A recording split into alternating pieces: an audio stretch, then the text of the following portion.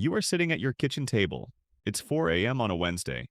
You are holding a piece of paper in your hands. It's a printout of your bank account balance. The number on the screen is $300 million, 9 zeros. You remember the night you won.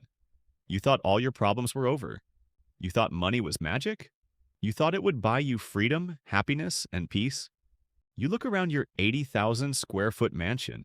The walls are soundproof. The windows are bulletproof. You have 4 armed guards patrolling the gates outside. You are completely alone. Your phone hasn't rung in 6 months from someone who actually cares about you. Everyone you ever loved either sued you, betrayed you, or became a stranger asking for a handout. You look at the paper again. You realize the most terrifying truth about money. It doesn't change you. It just buys you a bigger cage. This is your life at every level of winning the lottery. Level 1, the miracle. You are 36 years old. You work at a logistics warehouse. Your life is a constant cycle of panic. You owe $15,000 in credit card debt. Your car needs a new transmission. Your rent is past due.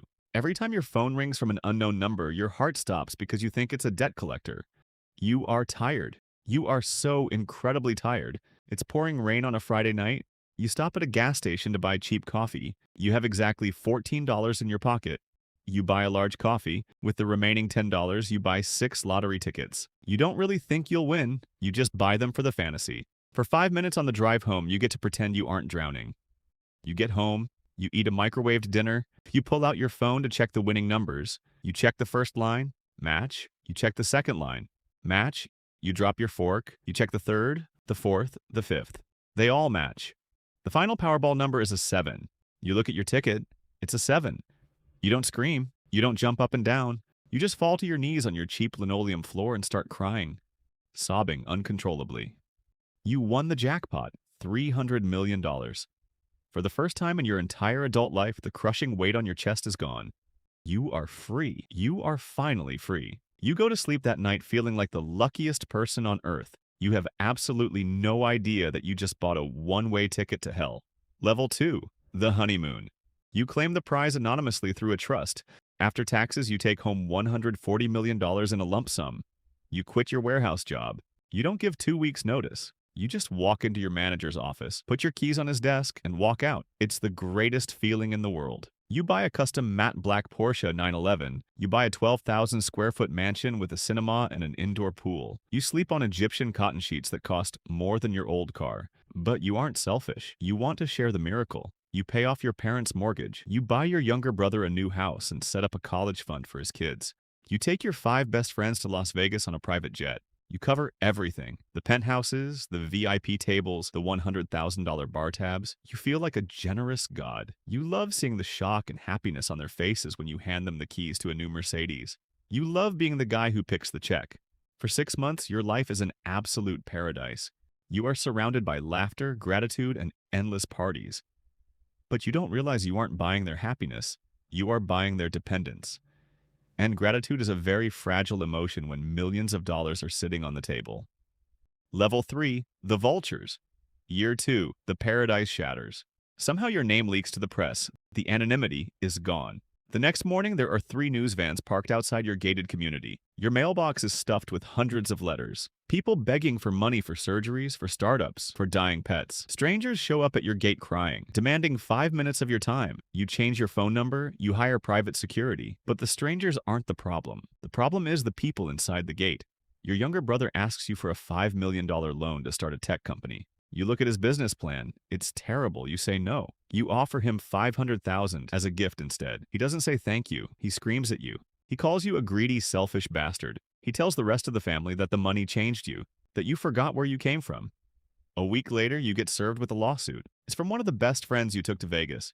He claims you bought the winning ticket using a $20 bill he loaned you for gas. He is suing you for half of your fortune. You sit in your lawyer's office staring at the lawsuit. The friend knows it's a lie. You know it's a lie, but he also knows you have $100 million to lose, and he has nothing. He just wants a settlement. You write a check for $3 million to make him go away. You go back to your massive, quiet mansion. You pour a glass of whiskey. You look at the contacts in your phone. You realize the horrifying truth. You don't have friends anymore. You don't have a family. You are just a bank, and everyone around you is just waiting for their withdrawal. Level 4, the paranoia. Year 3, the paranoia sets in. You fire your security staff because you think they are talking to the paparazzi. You install 30 high-definition cameras inside your own mansion. You check the feeds at 4 a.m. on your iPad. You stop eating at restaurants because you are terrified someone will slip something into your food to get a massive payout. You change your phone number for the 5th time. Your wife tries to talk to you. She tells you that you are losing your mind, that the money is making you sick. You look at her. You don't see the woman you married 10 years ago in a tiny apartment. You see another hand reaching for your wallet. You ask her if she has been talking to divorce lawyers. She stares at you, horrified. She hasn't, but the accusation breaks whatever was left of your marriage. The trust is gone, replaced by a cold, transactional silence. 6 months later, she actually files the papers. She doesn't want to fight. She just wants out of the madness. But her lawyers are vicious. They freeze your assets. They demand $50 million and the mansion. You sit in a deposition room across from her. She doesn't even look at you. She exhausted. You sign the settlement, you lose half your net worth. You go back to your empty, echoing house. You pour a glass of whiskey. You realize the terrifying truth. You spent your entire life trying to escape poverty, but poverty was safe. In poverty, you knew who your real friends were. In poverty, your wife loved you. Now, you have $100 million and you are surrounded by ghosts. Level 5, the Golden Cage. Year 5, you sell the mansion. You buy a heavily fortified compound in the mountains of Montana. You have $80 million sitting in low-risk index funds. You never have to work another day in your life. You have a private chef, a private gym, and a 10-car garage filled with cars you never drive. You wake up at noon. You drink expensive coffee. You stare at the snow falling outside your bulletproof windows. You don't go on vacations because you have no one to go with. You don't throw parties because you don't trust anyone to invite. You don't answer the door. You spend your days reading forums about other lottery winners who went bankrupt or ended up dead. You realize you are one of the lucky ones. You kept the money. But as you sit alone in your $20 million fortress eating a dinner prepared by a man you pay not to speak to you, the crushing weight of reality finally sets in. You won the jackpot. You beat the odds of 1 in 300 million. You got the one thing every human being on Earth dreams of having, but you traded your family, your sanity, and your soul to get it. You look at a framed photo of you and your ex-wife from 7 years ago, back when you were struggling to pay rent. You were both smiling. You look at that photo and you realize the ultimate curse of the lottery ticket. You didn't buy a new life. You just bought a very expensive, very lonely golden cage, and you're never ever getting out.